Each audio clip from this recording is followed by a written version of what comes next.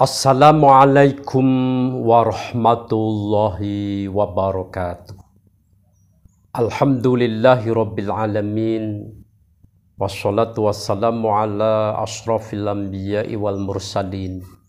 Sayyidina wa maulana Muhammadin wa ala alihi wa sahbihi wa man tabi'ahum bi ihsani ila yaumiddin, amma ba'du. Sahabat Kibayusima dimanapun panjenengan berada, sejahtera tentunya teruntuk panjenengan semuanya. Saat ini kita ketemu lagi di mimbar Jumat pagi. Sudah episode yang ketiga. Kemarin kita sempat berbincang-bincang terkait dengan adanya semisal adu domba yang mana antara kelompok yang satu dengan kelompok yang lainnya, yang ternyata akhir dari upaya untuk adu domba ini tidak terjadi. Kita haturkan alhamdulillah. Nah, selanjutnya yang mana kali ini kita tidak terlalu pedas ya, tidak terlalu miring ke kelompok kiri atau ke kelompok kanan. Ini rileks aja, nyantai-nyantai aja terkait dengan keberadaan negara kita. Negara kita Nusantara, Indonesia, ini berbagai macam suku ya.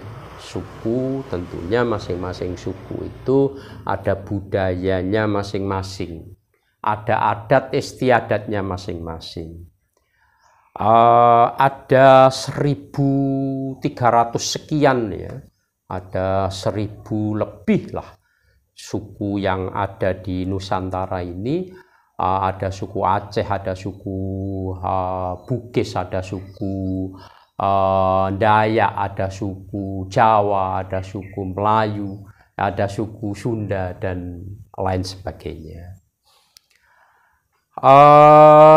Juga ada lebih dari 1.000 pulau ya, tepatnya 1.579 pulau yang ada di Nusantara ini. Dan menurut LIPI ya, Lembaga Ilmu Pengetahuan Indonesia, yang pulau yang baru ditempati seputaran 6.000 ya, 6.000 pulau, sisanya 6.000 ya, 17 pulaunya 17.579,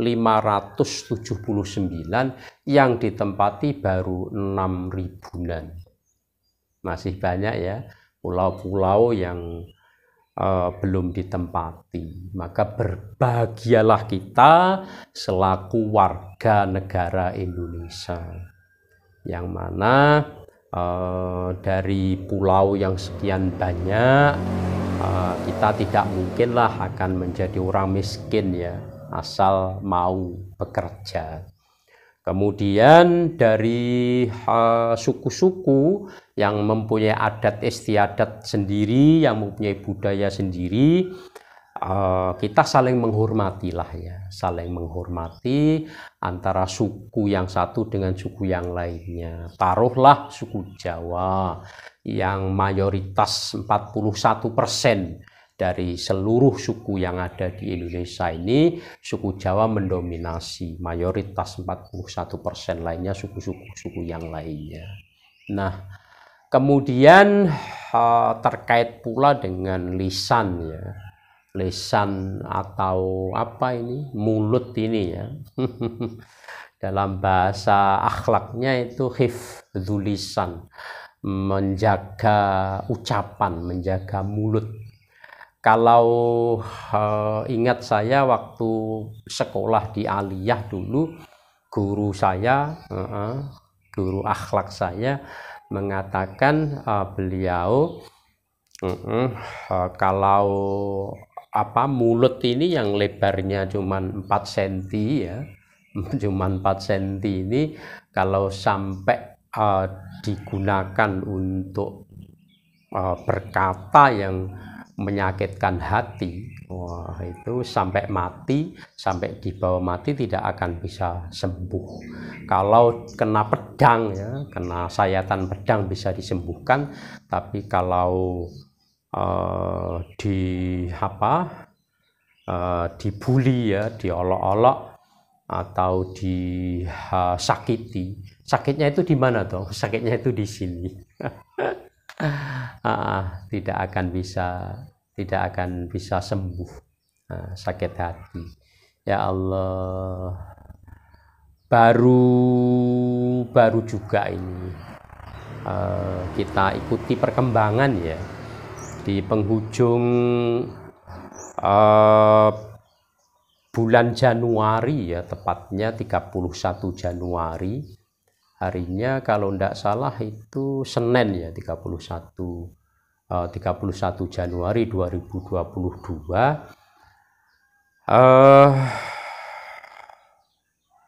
Presenter apa itu, jurnalis ya, jurnalis kenamaan, juga seorang YouTuber ya, YouTuber juga, seorang wartawan juga, seorang politikus juga, pernah terjun ke politik ya di 2019,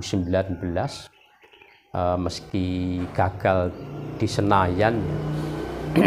Mas Edi sempat diadakan penyidikan yang akhirnya ditetapkan sebagai saksi awalnya, kemudian jadi tersangka, dan 20 hari ke sana ini ditahan terkait dengan yang Ki Bayu sampaikan tadi ya. Ya Allah, memang mohon maaf Bang Edi, ini tidak maksud Ki Bayu untuk memojokkan, tidak, tetapi ini secara umum ya, kembali kepada kebersamaan ya. Karena apa? Karena kita hidup itu tidak sendiri, kita ada orang lain, ada yang menyinggung, yang bersinggungan dengan kita ya. Ada kelompok lain yang selalu tentunya melihat kayak apa kita, apalagi seorang figur publik ya, apalagi YouTuber ya. YouTuber ini kalau sudah subscribernya sudah 1000 lebih ya. Kita lihat kemarin Bang Edi itu subscribernya ada 218.000 ya, luar biasa. Ada 700 YouTube, ada 700 video yang telah diunggah. Kalau Ki Bayu belum ya. Ki Bayu masih seputaran 300, mendekati 400 video. Kemudian jam tayangnya mendekati 3000. Kemudian subscribernya mendekati 700.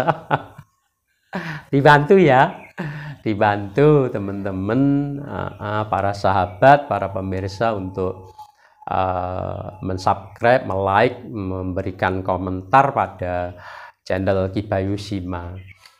Terima kasih. Biar berkembang. Nah, konten Ki Bayu ini tidak ada ujaran kebencian, tidak ada ras ya, tidak ada pendiskreditan, ayem, adem, tentrem, ayem. Kita bicara budaya, kita bicara humor, kita bicara yang lurus-lurus saja. Karena janganlah kalian berjalan di pinggir jurang ya. Sehati-hati kayak apapun, kecenderungan untuk terpeleset ke jurang itu lebih mendominasi.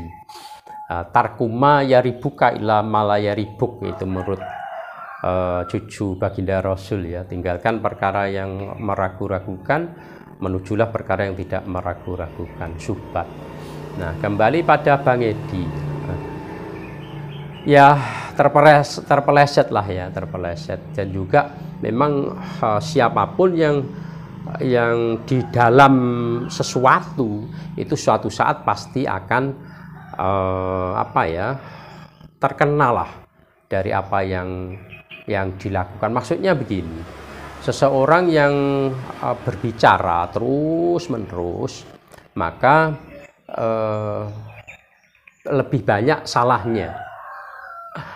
Man kasuro kalami kasuro khotoihi atau kasuro dunubihi. Karena apa? Karena semakin dituntut untuk mendapatkan dituntut untuk selalu berkarya dan berkarya, sehingga mungkin kurang selektif dalam bicaranya, kurang ada pemikiran sebab dan akibatnya, apapun alasannya, dibidiklah atau ada orang yang mau mengkesanakanlah atau apalah namanya. Yang jelas apapun yang mengenai pada diri kita itu tidak lepas dari sunatullah, tidak lepas dari takdir ya. Dan kesemuanya itu merupakan sebuah pelajaran untuk kita semuanya, baik pelajaran itu tentunya bisa untuk introspeksi atau untuk kedepannya tidak seperti itu. Bang Edi itu usianya kelahiran 66 ya, 66, ulang tahun ke-50 berapa ya, 56 ya, 50 kalau 22 itu 56 ya, 56, usia yang sudah cukup matang ya, terkait dengan kehidupan ini, terkait dengan romantika, fenomena dan tetek bengek yang sehubungan dengan kehidupan. Nah, kalau di agama Islam di dalam surat Al-Asr ya, wal asri innal insana lafi khusrin illal ladzina amanu wa amilus sholihati wa tawashaw bil haqqi wa tawashaw bis sabr. Ini 1500 tahun yang lalu ya, ini sudah informasi terkait dengan demi masa. Ini masa waktu, ini sudah waktunya asar ya, mendekati maghrib. Innal insana lafi khusrin, semua manusia dalam keadaan merugi kecuali orang-orang yang beriman dan orang-orang yang selalu berwasiat-wasiatan, selalu mengingatkan dengan perkara yang hak dan sabar. Nah, ini kita pakailah ini ya. Misalkan kita tahu kemungkaran ya. Kita tahu kemungkaran, maka falyughayyirhu biyadih, kita rubah kemungkaran itu dengan kekuasaan. Kalau kita punya kekuasaan, kalau tidak punya ya wabilisani, dengan lisan kita dituturi, dirubahlah kemungkaran itu. Kalau tidak ya tidak mampu dengan kekuasaan, tidak mampu dengan lisan, tidak mampu dengan semuanya hati, kita berdoa, ya Allah, mudah-mudahan ada perubahan terkait dengan yang kemungkaran yang kita lihat, kalau itu ada kemungkaran. Nah, yang menyulut Bang Edi sempat diperiksa itu ucapan beliau ya, apa yang disampaikan di channel YouTube-nya, channel YouTube Bang Edi itu terkait dengan ada rencana pemindahan ibu kota negara, IKN ya, ibu kota negara direncanakan akan dipindah di Kalimantan, dan Bang Edi menyampaikan yang menurut orang Kalimantan, terutama suku Dayak itu tersinggung dengan perkataan tempat jin membuang anak, pasar gendruwo, seterusnya dan seterusnya. Mungkin Mas Edi niatnya tidak untuk mendiskreditkan Kalimantan, maksudnya tidak untuk menjelekkan Kalimantan.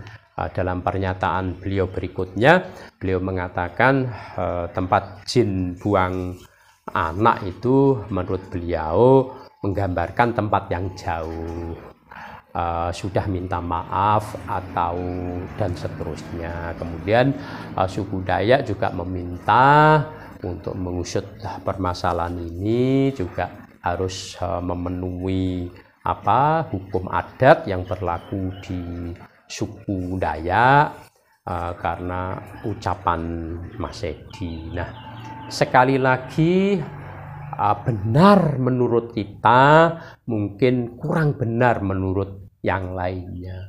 Itu harus kita seleksi. Nah, maksud Ki Bayu tidak untuk memojokkan pemerintah, tidak.